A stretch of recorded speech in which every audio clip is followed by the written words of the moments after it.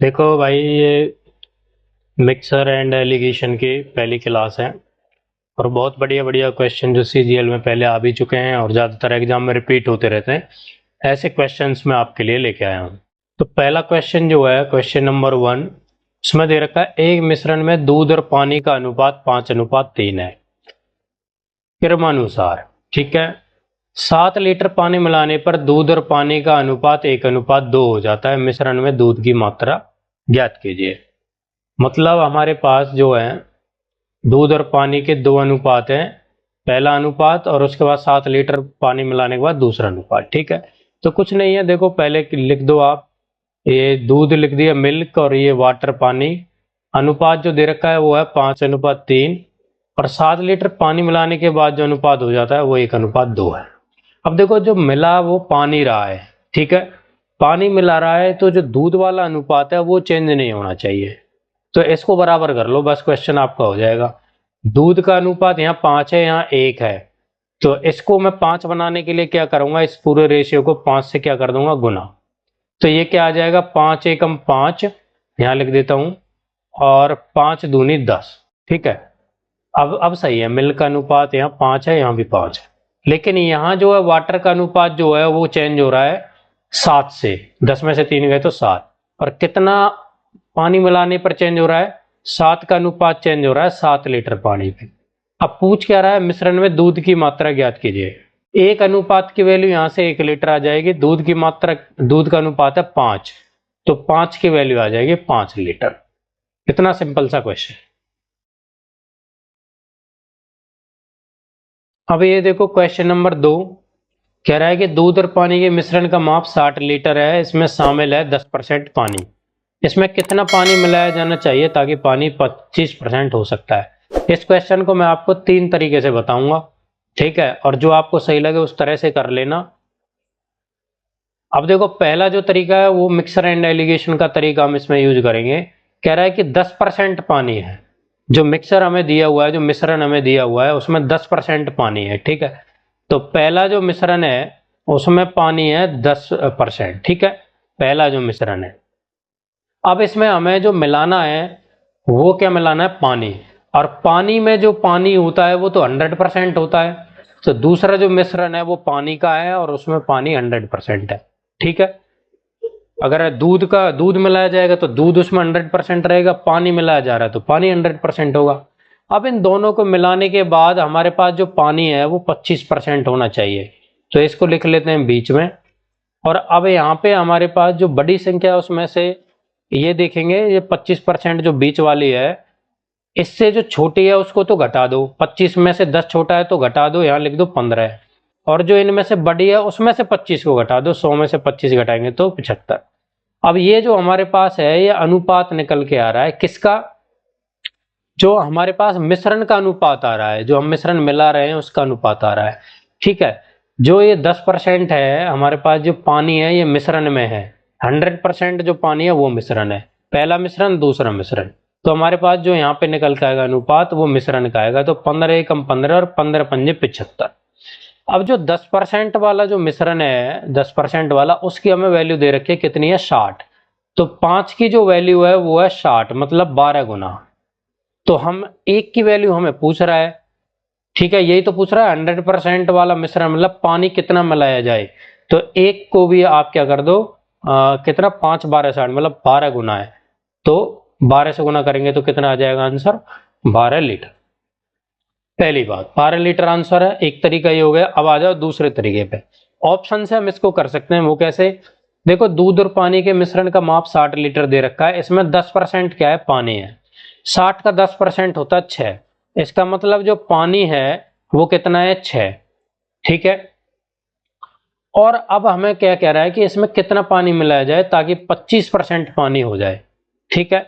अब देखो यहां पे हमारे पास पानी 6 है और टोटल मिश्रण है वो दे रखा है 60।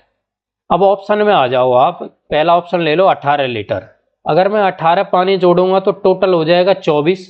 और मिश्रण हो जाएगा कितना, 60 और 18 78। तो क्या ये 25% है 78 का 24? नहीं है, बिल्कुल नहीं है। ठीक है, क्योंकि 24 चौका तो 96 होते हैं ना। तो 96 का होता है, 25% है। तो पहला ऑप्शन काट दो। अब आ जाओ दूसरे पे। अगर दूसरे पे मैं जोड़ूंगा तो 6 और 14 होते हैं 20, और 60 और 14 होते हैं 74, मतलब 20 और 74। 20 चौक तो 80 होते हैं, तो ये भी 25% इसका नहीं है, इसको भी काट दो। अब आ जाओ 16 पे। 16 और 6 होते हैं 22, और 16 और 60 कितने हो जाएंगे 76, और 22 चौका होते हैं 28, तो ये भी इसका सही आंसर नहीं है।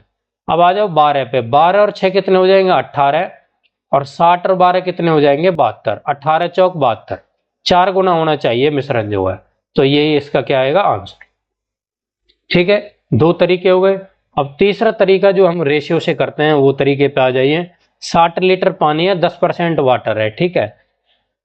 तो इसमें अगर 10% पानी है इसमें, तो बाकी का क्या है दूध है, और 10% लिख देता हूं, देखो पानी और ये हो गया दूध।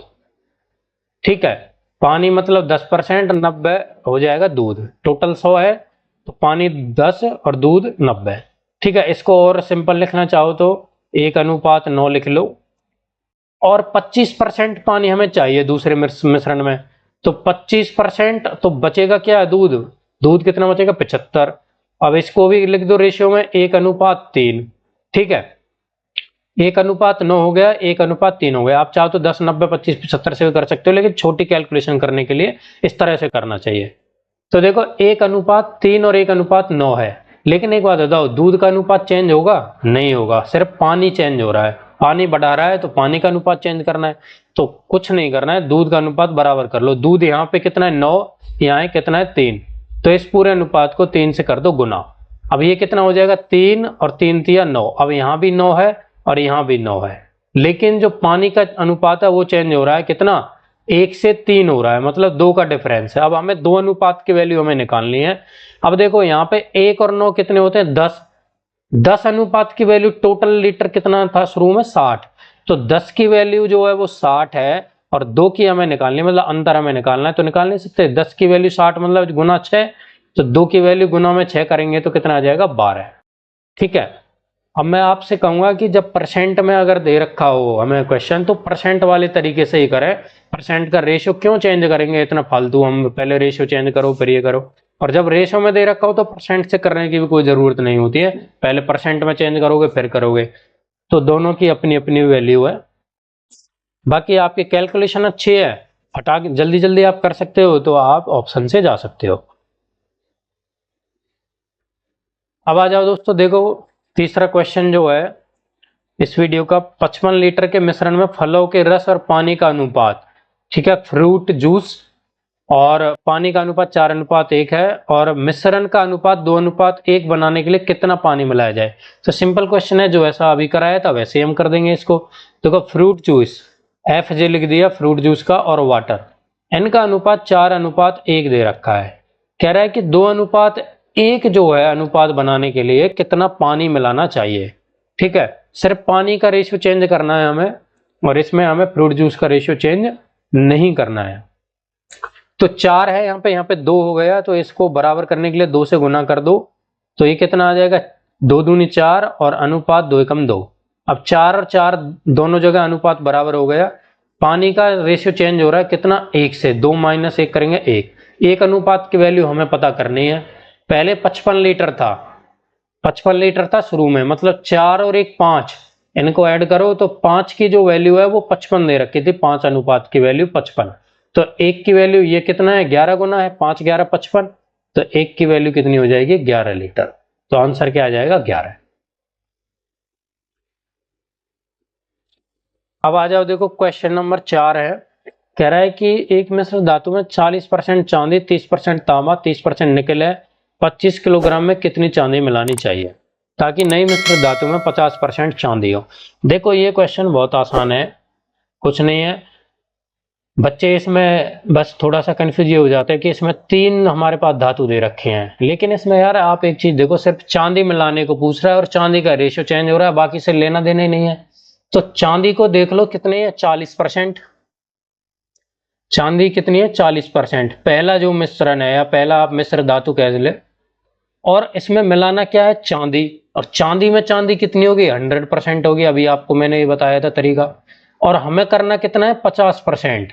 ठीक है, तो अब हमारे पास इन पहले मिश्र धातु और दूसरे मिश्र धातु कितनी चांदी मिलानी चाहिए, इनका रेशियो यहाँ आ जाएगा।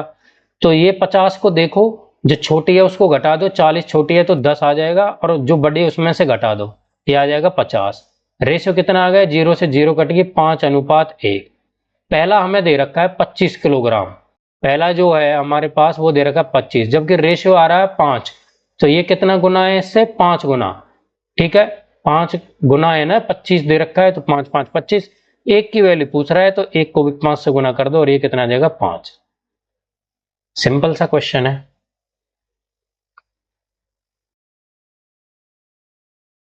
अब आ जाओ यहाँ पे, क्वेश्चन नंबर 5 है। देखो ये क्वेश्चन जो दे रखा है सीजीएल 2022 प्री का क्वेश्चन है, बहुत ही आसान तरीके से कराऊंगा, बिल्कुल कंफ्यूज होने की जरूरत नहीं है, बहुत आसान है। पी और क्यू एल्यूमिनियम के और तांबे के दो मिश्र धातु हैं, पी और क्यू दो मिश्र धातु हैं। ठीक है, कह रहा है कि पी और क्यू में एल्यूमिनियम और तांबे का अनुपात क्रमानुसार 5:11 है और 3:5 है। ठीक है, पी और क्यू में जो हमारे पास एल्यूमिनियम और तांबे का अनुपात दे रखा है, यदि मिश्र धातुओं को 1:3 अनुपात में मिलाकर कोई तीसरा मिश्र धातु बनाता है तो तीसरे मिश्र धातु में एल्यूमिनियम तांबे का कितना प्रतिशत है। ठीक है, तो कुछ नहीं, देखो चलो आप यहाँ पे क्या करते हैं, यहाँ पी और क्यू ले लेते हैं और यहाँ पे ले लेते हैं हम धातु, एल्यूमिनियम दे रखी है और दूसरी है कॉपर। ठीक है, ये कॉपर लिख ली मैंने। अब पी में जो एल्यूमिनियम कॉपर का अनुपात है वो दे रखा है 5:11, तो 5:11 लिख दिया, और क्यू में जो अनुपात दे रखा है वो दे रखा है 3:5। ठीक है, ये दे रखा है। अब देखो यहाँ पे आप एक बात देखो, यहाँ पे जो हमारे पास टोटल आ रहा है वो 11 जमा 5 कितना है, 16, और ये कितना है, 5 और 3 8। तो सबसे पहले ये बात ध्यान रखना कि मिश्र धातु हम यहाँ पे मिलाएंगे ना, वो बराबर होंगी, मतलब बराबर इनका वजन होगा, इन समान मात्रा में हम इनको मिलाएंगे। तो 11 और 5 16 है, 5 और 3 कितना, 8। तो इसको पहली बात तो 2 से गुना करना पड़ेगा हमें। ठीक है, इस पूरे रेशियो को मल्टीप्लाई करना पड़ेगा 2 से।